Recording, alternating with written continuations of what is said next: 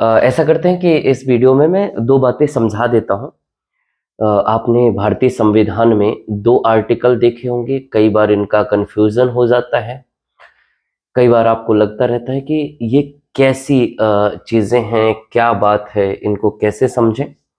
तो भारतीय संविधान के दो आर्टिकल, जैसे मैंने बोला कि एक का नाम है आर्टिकल 266 और दूसरे का नाम है आर्टिकल 267 अगर आप इसकी आसान भाषा में बात समझेंगे तो इसमें लिखा हुआ है संचित निधि,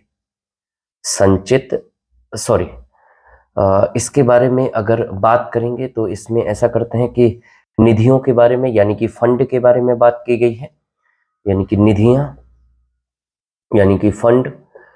और इसमें निधियों में आर्टिकल 266(1)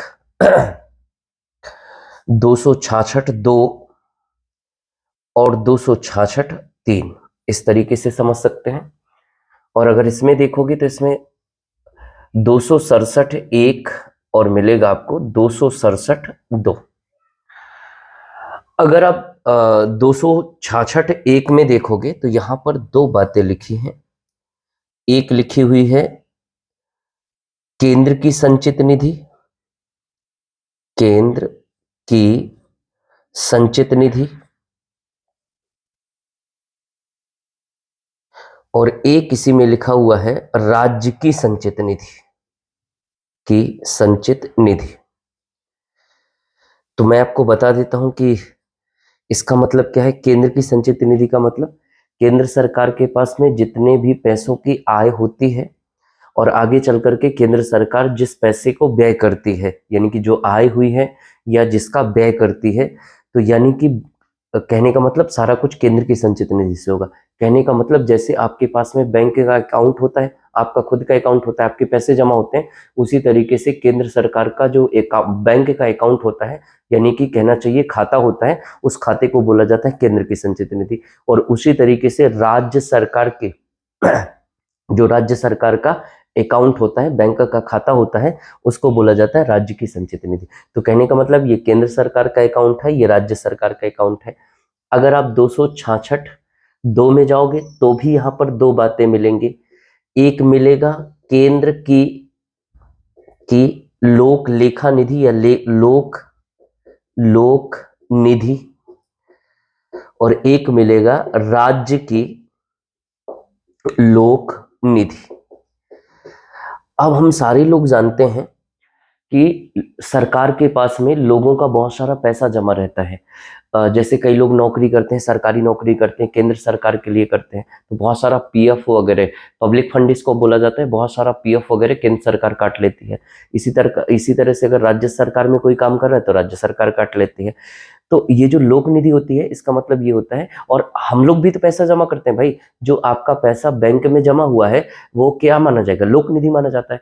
तो ऐसा पैसा जो लोगों का है, भारत की सरकार का नहीं है, और लेकिन केंद्र सरकार के पास में जमा है, केंद्र की लोक निधि कहलाती है। और अगर पैसा राज्य सरकार के पास में जमा है लेकिन राज्य सरकार का नहीं है, तो वो कहाँ का कहलाएगा, राज्य की लोक निधि का कहलाएगा। और तीसरा लिखा हुआ है संरक्षण के बारे में बात करता है, यानी कि संरक्षण का मतलब ये है कि ये जो धन जमा होता है, इस धन के जमा का संरक्षण कैसे होगा, यानी कि केंद्र की संचित निधि और राज्य की संचित निधि का संरक्षण कैसे होगा, यानी कि यहाँ से धन कैसे निकाला जाएगा, कैसे व्यय को जमा किया जाएगा। तो जैसे हम लोग बैंक से निकालते हैं भाई, जाते हैं ड्राफ्ट भरते हैं और पैसा निकाल लेते हैं, जमा करना होता है ड्राफ्ट भरते हैं, जमा कर देते हैं। उसी तरीके से अगर आपसे पूछा जाए केंद्र की संचित निधि का संरक्षण किसके पास प्राप्त है, तो संसद के पास में, यानी कि केंद्र की संचित निधि से पैसा तब इस्तेमाल किया जा सकता है जब संसद अनुमोदन करे, और इसी तरीके से राज्य की संचित निधि से तब इस्तेमाल किया जा सकता है जब राज्य का विधानमंडल अनुमति देता है, तो इस्तेमाल कर सकते हैं।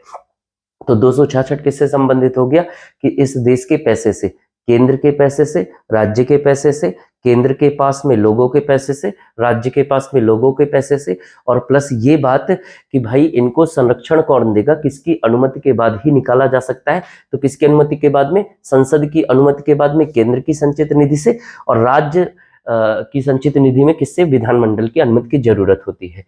अब इसमें जो लिखा हुआ है, इसमें लिखा हुआ है, अगर आप जाओगे 267 में, तो आकस्मिक निधि, इसको बोलते हैं कंसोलिडेटेड फंड, इसको बोलते हैं कंटेंजेंसी फंड। अब होता क्या है कि देश में आपदा और विपदा के लिए, क्योंकि डिजास्टर बता के नहीं आता, भूकंप वगैरह बता के थोड़ी ना आता है, और हम सारे लोग जानते हैं कि अगर आपको यहाँ से पैसा निकालना है तो इनका संरक्षण प्राप्त है और तुरंत पैसा नहीं मिल सकता।